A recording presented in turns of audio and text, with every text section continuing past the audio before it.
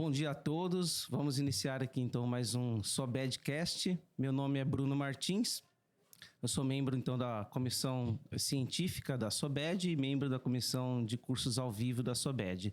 E hoje eu tenho a honra de ter aqui comigo o Dr. João Paulo Pontual, médico lá de Recife, né, que está integrando aqui a comissão de terceiro espaço, né, que nós vamos comentar um pouco também. E aproveitar o tema da aula dele aqui na SBAD sobre ressecções subepiteliais do trato gastrointestinal. Bom dia, João Paulo, tudo bem? Uma honra tê-lo aqui. Bom dia, Bruno. Obrigado pelas gentis palavras. Vamos lá bater um papo sobre esse tema tão interessante. Muito legal. Esse eu acho que é um tema que está avançando muito ultimamente na endoscopia, né? Então começou com as dissecções submucosas e daí o pessoal começou a ver que, de repente eu consigo fazer alguma coisinha com essa lesão aqui, né? Então a primeira pergunta é isso, né? Quando que a gente tem uma indicação, né? Porque a gente vê muitas lesões subepiteliais, né? E qual é aquela que tem indicação da gente fazer a ressecção? Então, Bruno, as lesões epiteliais, você mais que ninguém sabe que a gente vai ter cada lesão distribuída por camada e cada um vai ter sua abordagem mais peculiar. Então, as lesões da submucosa, a gente continua seguindo o padrão, faz uma dissecção, faz uma mucosectomia com banda. Eu acho que o ponto da virada está acontecendo nas lesões da quarta camada, tá? Tem muitos subtipos mais raros, mas os grandes protagonistas aí da quarta camada são os leiomiomas e os gistes. Isso a gente falando aí do trato digestivo superior, tá? Então, esôfago, transição esôfago-gástrica, a gente vai ter lá os leiomiomas, no estômago, basicamente muitos gistes. Quando é que a gente deve abordar cada um? Leomioma não tem um potencial maligno, né? Então, muitas vezes é só observar. A maior parte dos leomiomas não vai ter um crescimento significativo, é um acompanhamento. E aí, tem 2 pontos de cortes que geram uma inflexão para pensar em intervenção, que são crescimento acelerado. Você teve uma lesão que cresceu de uma maneira inesperada durante o acompanhamento, ou uma lesão que está sintomática, uma lesão que lá tem, apesar de ter 3, 4 centímetros, o paciente tem epigastralgia, tem disfagia. Então, esse paciente precisa ser abordado, tá? Então, nós estamos num órgão nobre, que é o esôfago, falando de leomioma, tá?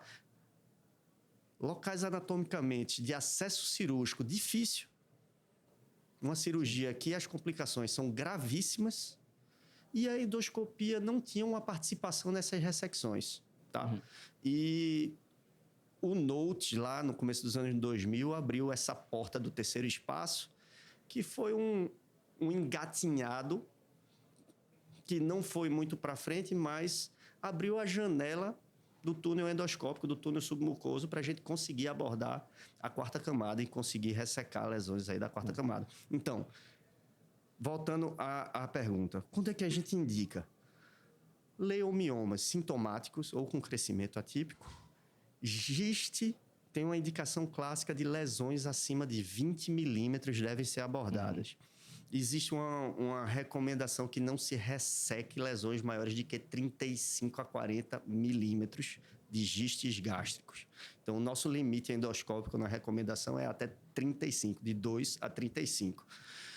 Os guidelines, tem um guideline da ESMO, tem um guideline antigo japonês de 2008 que já falava em ressecções endoscópicas de lesão de quarta camada. E isso é um guideline recente esse ano, no europeu, que aventa a possibilidade de ressecção de gistes menores que 20 milímetros. Tá? Não entra naquela classificação, na indicação clássica, mas por quê? O paciente que tem uma lesão subepitelial suspeita de giste menor que 20 milímetros, ele vai fazer eco de acompanhamento, vai ter que fazer um acompanhamento. Uma lesão potencialmente maligna, uma lesão potencialmente grave. Então, ainda está se pensando se não vale a pena ressecar essas lesões 20 milímetros. Hoje existe embasamento para ressecar essas gistes menor que 20 milímetros também. Então, o endoscopista do terceiro espaço, ele tem que ter um alinhamento importante com o ecoendoscopista também, porque essa lesão tem que ter um diagnóstico antes de você sair ressecando ela, né? Perfeito. Não é só porque você consegue ressecar que você deve ressecar. correto? Você tem que ter um diagnóstico antes. Exatamente. É um procedimento que pode ter complicações sérias. Sim. Então, assim, a gente precisa ser bastante acurado na indicação. E o ecoendoscopista é uma pedra angular aí nessa propedêutica. Tá. E o cirurgião tem que estar envolvido também nisso? Isso. Né? Eu acho que, no momento, é obrigatória a presença do cirurgião, tá? Hoje, a indicação clássica é manejo cirúrgico. A endoscopia vem crescendo e expandindo de uma maneira segura e eficaz essas ressecções. Mas a literatura clássica, o manejo é cirúrgico. Então, a gente tem que envolver o cirurgião. Então, quem são os primeiros pacientes que vão ligar para o endoscopista? É aquela paciente que é obeso, o cirurgião não quer operar. É aquela lesão de transição esôfago-gástrica, é super complicada, ele não quer operar. Pacientes muito idosos. Então, assim, do mesmo jeito que foi no POEM, a ressecção do quarto espaço, eu acredito que a gente vai mostrar resultados cada vez mais contundentes e é uma tendência que não tem mais volta, na minha opinião. Tá jóia. E agora falando um pouquinho de outras indicações aí do terceiro espaço, né? O terceiro espaço não só a ressecção de lesões subepiteliais, mas o que mais que tem no terceiro espaço que a gente pode fazer? Cara, o terceiro espaço abriu uma janela terapêutica de uma grande quantidade de patologias para o endoscopista, tá? O POEM, eu acho que foi o carro-chefe do terceiro espaço. Então, a gente apresentou resultados excepcionais, com complicações muito, muito pequenas. Então, daí do POEM, começou-se a aventar outras patologias espásticas do esôfago. O que é que dá certo para patologia espástica do esôfago? É muito difícil tratar um esôfago em quebradose, um esôfago em britadeira. Sim. Hoje, o POEM é uma indicação pela AGA recomendado para patologias espásticas do esôfago. Junto patologias espásticas, casado com elas, vem os divertículos esofágicos. Epigastro, esôfago médio, que se achava que a maior parte era tração, mas pelo menos metade são hipertônicos, de doença hipertônica, e o próprio Zenker. Tá? E o próprio Zenker. Temos também gastroparesia. Gastroparesia refratária é um calo na rotina de qualquer gastroenterologista, de qualquer cirurgião, qualquer endócrino. O que é que dá certo? Nenhum tratamento dá super certo, mas os estudos estão mostrando que o GPOEM, ou POEM, a piloromiotomia endoscópica, tem tido resultados muito, muito interessantes. A gente não vai conseguir curar a gastroparesia, é muito complexo, mas a gente consegue dar resultados mais interessantes que qualquer coisa que tenha aí disponível no momento. Que é um leque de possibilidade muito que abriu realmente, sei lá, o que mais está por vir aí, né? Ainda vai ter muita coisa. Pessoal, tem muita coisa que... Vai ter, sim. E aí, acho que veio numa boa hora também essa iniciativa da SOBED, né? De criar uma comissão de estudos aí do terceiro espaço. Porque muita gente pode pensar, nossa, mas não sei o quê, tá, acho que é muito precipitado, muito cedo, mas eu acho que é interessante também isso para poder normatizar, controlar, antes que as coisas, às vezes, comecem a sair muito da rotina. Né? E também a SOBED tem que assumir um protagonismo também. Né? Eu acho que o Brasil tem uma participação muito importante na endoscopia mundial. A SOBED também é importante, então, esse protagonismo no direcionamento e evolução dessa técnica, né? Então, queria que você falasse um pouquinho agora sobre essa comissão do terceiro espaço, né? Como é que ela surgiu, se puder dar uma pitadinha para a gente do que vocês pretendem fazer também, seria interessante. A gente está bem entusiasmado aí na comissão do terceiro espaço. Ela vai ser presidida por Antônio Carlos Conrado, que dispensa apresentações. Ele talvez seja uma das maiores experiências mundiais aí com o POEM.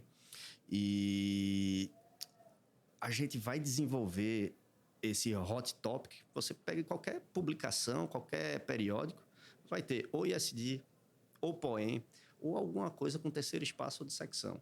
Então, a Herbert, nosso presidente do próximo biênio 23-24, ele foi muito feliz em estar criando essa nova comissão, que é um tema muito, muito aquecido e a gente está desenvolvendo de uma maneira muito pessoal. Quem se interessa pelo processo vai para o Japão, vai para algum lugar para tentar a experiência e a SOBED puxa a responsabilidade aí para ela, para, digamos assim, formalizar o desenvolvimento desse conhecimento através da sociedade. Isso foi de grande responsabilidade e a gente está com uma série de projetos. A gente vai ter hands-on, vai ter uma comissão que vai desenvolver um grupo de estudo, tá?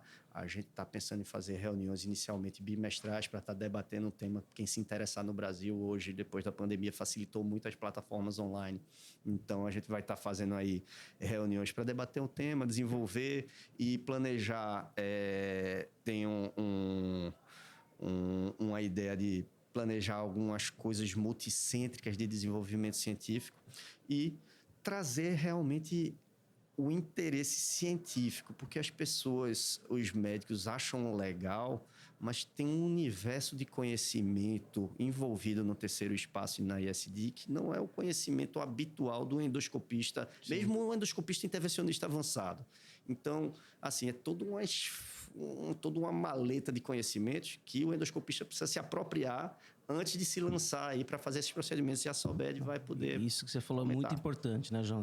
A gente vê em vários procedimentos endoscópicos que muitas vezes o pessoal se preocupa muito com como fazer ou sair fazendo, né? Isso que é o pior, né? Às vezes a pessoa quer sair fazendo a coisa, mas sem entender as bases técnicas, né, ou anatômicas, né, de cada procedimento. Então, assim, eu tive uma formação cirúrgica, né?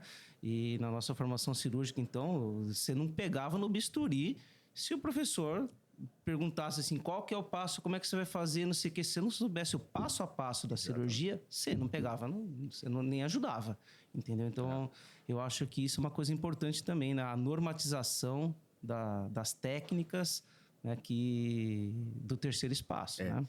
É uma responsabilidade muito grande. Você vai pensando que vai escalonando o potencial das consequências. Você pensa uma polipectomia a frio. Depois você escala para uma polipectomia com pedículo largo. Depois você escala para uma mucosectomia epismil numa lesão no seco de 5 centímetros. Cada um vai ter uma consequência maior. Então, do momento que você viola a transmurar o aparelho digestivo, o potencial de acidentes que tem ali é muito mais grave. Então, você tem que ter uma propriedade e um conhecimento profundo do que fazer e principalmente do que não fazer. Exatamente o que você disse. Você que teve a formação, que a gente teve a formação cirúrgica, a gente tem uma base disso. Um endoscopista precisa entender que a consequência pode ser muito grave. Exatamente. Mas o benefício para o paciente é estrondoso. Não, estrondoso. O paciente acorda como se tivesse feito uma endoscopia. Acorda como se tivesse no poema. No outro dia, ele toma primeiro... Às vezes, a gente dá no mesmo dia, quando vai tudo muito bem, às 6 horas depois, ele toma um copo d'água. Tem gente que chora. Tá bem, né? Tem gente que chora. É impressionante mesmo. E aproveita aí para a gente caminhar para o final do nosso podcast. Tem que ter algum pré-requisito para o endoscopista que quer adentrar o terceiro espaço? Ele tem que ter algum pré-requisito antes de começar esses procedimentos? Ou ainda não está bem estabelecido? Tá. Né? Existe na literatura um grande cardápio de pré-requisitos, né? A gente estava conversando aqui, uma recomendação japonesa diz, você quer começar a poema, você tem que ter 200 ISDs de esôfago. Qual é a realidade disso do Brasil? Isso não vai acontecer. Então, a gente tem que puxar para a nossa realidade.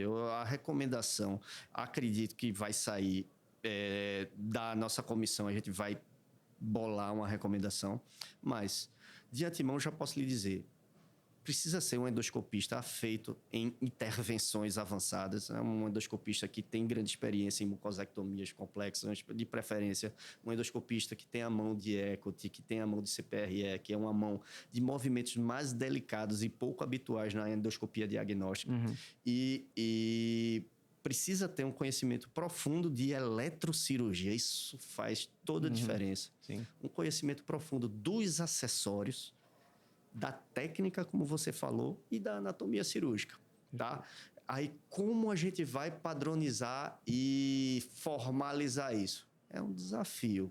Hoje, no Brasil, você formalizar isso é um pouco desafio. A gente precisa ter responsabilidade que esse procedimento tem consequências graves se não for feito com a técnica precisa. Então, eu acho que a SOBED chegou num momento muito bom para divulgar esse tipo de conhecimento. Perfeito, João. Deu para ter uma boa ideia aí do terceiro espaço. Agradeço a sua participação aqui nesse SOBEDcast, né?